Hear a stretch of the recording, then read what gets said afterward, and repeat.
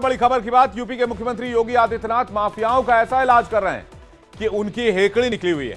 पहले जिन माफियाओं की यूपी में तूती बोला करती थी, अब उनके दिन मुश्किल से कट रहे हैं। माफिया मुख्तार अंसारी जेल में बंद है, वो वहां रो रहा है। दूसरी ओर उसके करीबियों पर ताबड़तोड़ कार्रवाई हो रही है। लखनऊ विकास प्राधिकरण ने बड़ा एक्शन लेते हुए एफआई बिल्डिंग को सील कर दिया है। जल्दी से तस्वीर दिखाइए किस तरह से आज मुख्तार के करीबियों के घर पर आज हथौड़ा चलाया गया। ये देखिए, एलडीए ने अवैध निर्माण को तोड़ दिया। ये एफआई बिल्डिंग जो आप देख रहे हैं, और कहा जा रहा है ये मुख्तार के खास कहे जाने वाले सिराज का था।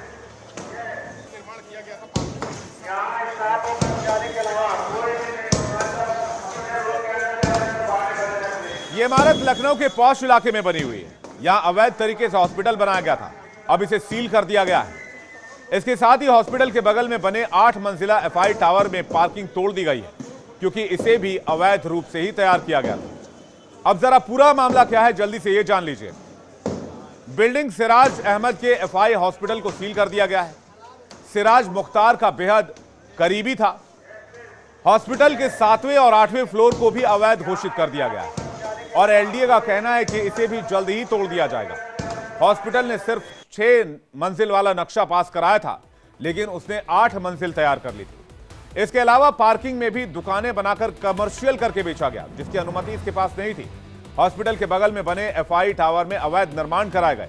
एफआई टावर की पार्किंग में बने अवैध फ्लैट पर एलडीए का हथौड़ा चल गया है, और आगे भी यह कार्रवाई जारी रहेगी। सीएम योगी आदित्यनाथ का इरादा साफ है कि यूपी में माफियाओं पर ताबड़तोड़ एक्शन इसी तरह जारी रहेगा। सुनिए सीएम की कार्रवाई पर लोग क्या कह रहे हैं। हमारा साड़ू का फ्लैट है, 9th फ्लोर पे पेंट हाउस है। कार्रवाई ये बताया था कि 7, 8, 9 अवैध है, नीचे पार्किंग जो बनी वो अवैध है। जी, हमारा फ्लैट है, एक हमारा गैराज भी था इसमें, जिसको आज नोटिस मिली कि उसको तोड़ दिया जाएगा। ये एलडीए का पहली कार्रवाई, एलडीए ने एफआई हॉस्पिटल के नाम से जो बिल्डिंग बनी है उसको सील कर दिया है। 12:05 पे कार्रवाई शुरू कर दिया था उन्होंने। उसके बाद उनकी अब गैराजेस को तोड़ा जा रहा है। तो जब से सीएम योगी ने यूपी की कमान संभाली है, तब से माफियाओं और गुंडों पर ताबड़तोड़ एक्शन हो रहा है। गैंगस्टर एक्ट के तहत यूपी में 21,417 केस दर्ज किए जा चुके हैं। वहीं अब तक 68,235 लोगों की गिरफ्तारी हो चुकी है। 10,703 करोड़ रुपए की संपत्ति जब्त की जा चुकी है, कुर्क की जा चुकी है। इसके साथ ही 69 कुख्यात माफियाओं पर भी एक्शन योगी आदित्यनाथ सरकार में लिया गया है। जिस सिराज की संपत्ति पर कार्रवाई हुई है, वो सिराज मुख्तार का बेहद करीबी कहा जाता था, लेकिन अब उसके अवैध ठिकानों पर बाबा का बुलडोजर चल रहा है। तो वहीं दूसरी तरफ मुख्तार जेल में रो रहा है। जिस मुख्तार की कभी उत्तर प्रदेश में तूती बोला करती थी, मतलब उसके नाम से लोग खौफ खाते थे। कहा जाता है कि उसका सूर्य कभी अस्त नहीं होता था। जेल के अंदर हो या बाहर, वो सबको अपने एक इशारे पर नचाता था। प्रशासन पर उसका कंट्रोल था, लेकिन आज वो घुटनों पर है। 16 दिसंबर को जब मुख्तार अंसारी को वाराणसी कोर्ट में पेश किया गया था, तो मुख्तार फैसला सुनाए जाने के बाद दहाड़े मारकर रोने लग गया था। जिस मामले पर कार्रवाई हुई थी, वो मामला भी जल्दी से आपको बता देते हैं। साल 1997 के एक धमकी देने के मामले में मुख्तार को सजा सुनाई गई। कोर्ट ने 5 साल जेल और 10,000 रुपए जुर्माने की सजा सुनाई थी।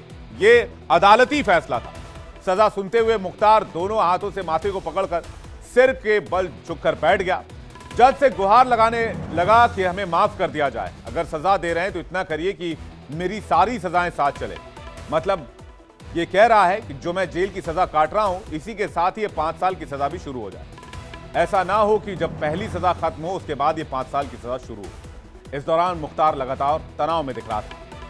इन दिनों माफिया मुख्तार बांदा जेल में बंद है, और जेल में उसकी जिंदगी बहुत तनाव में है। वो ना तो दिन में चैन से बैठ पाता है, जी पाता है, और ना ही रात में चैन से सो पाता है। जेल प्रशासन के सूत्रों से पता चला है कि पूरी रात जागता है। रात को करीब 5 बजे सोता और सुबह 11 बजे उठता है। इतना ही नहीं, उसके खाने पीने का भी कोई ठौर ठिकाना नहीं होता। जेल प्रशासन का कहना है कि वो इन दिनों अपने बैरक में अकेले पड़ा रहता है और पूरे दिन बेचैनी में कटती है। बीते दिनों मुख्तार की बहू निखत बानो अपने बेटे के साथ मुख्तार से मिलने गई थी। इस दौरान मुख्तार ने अपने पोते को खूब प्यार किया था, लेकिन उस दौरान भी वो तनाव में दिखा था, और उसने खुद को एक बदनसीब दादा भी बताया था। अब आपको यूपी के मुख्यमंत्री योगी आदित्यनाथ का वो बयान सुनवाते हैं, जिसमें उन्होंने मुख्तार जैसे अपराधियों को चेतावनी दी। पर्व और त्योहारों में उपद्रव पैदा करके यहाँ की कानून व्यवस्था को व्हीलचेयर में लाने का काम करते थे। आज वे स्वयं व्हील चेयर में पड़े हुए हैं।